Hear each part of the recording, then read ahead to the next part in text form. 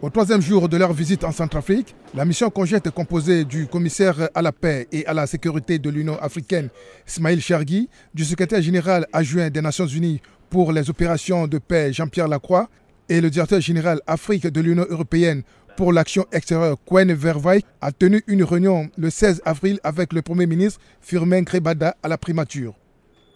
Et ce suite à la visite que nous avons effectuée hier à l'intérieur du pays et qui nous permet aujourd'hui de constater que la mise en œuvre de l'accord est en cours, elle est en bonne voie et nous avons saisi cette occasion pour renouveler la disponibilité des trois organisations de soutenir de manière déterminée cette mise en œuvre et d'accompagner le gouvernement pour tous les actes qui sont attendus de lui en matière de sécurité, en matière de relèvement économique et aussi dans cet exercice la relance de ses relations avec les pays voisins. Cette réunion a permis d'exprimer le soutien des Nations Unies et ses agences à la mise en œuvre de l'accord de paix et de réconciliation. Nous avons eu avec Monsieur le Premier ministre une réunion extrêmement concrète, extrêmement tournée vers l'action, vers les points précis pour lesquels nous allons travailler ensemble.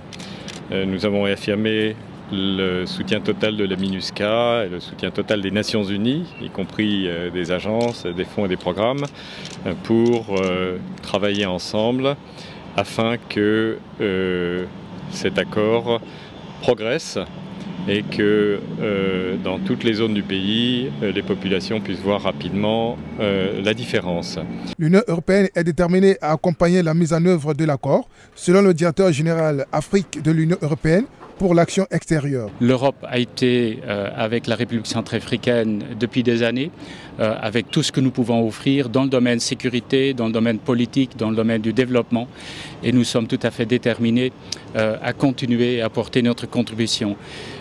Un élément clé du succès, c'est la coopération entre Nations Unies, Union africaine et Union européenne. Et je crois que notre présence ensemble ici en témoigne. Elle traduit aussi le travail quotidien et concret ici sur le terrain par nos trois organisations. À la fin de la matinée, la mission conjointe a ensuite rencontré le conseil de cabinet.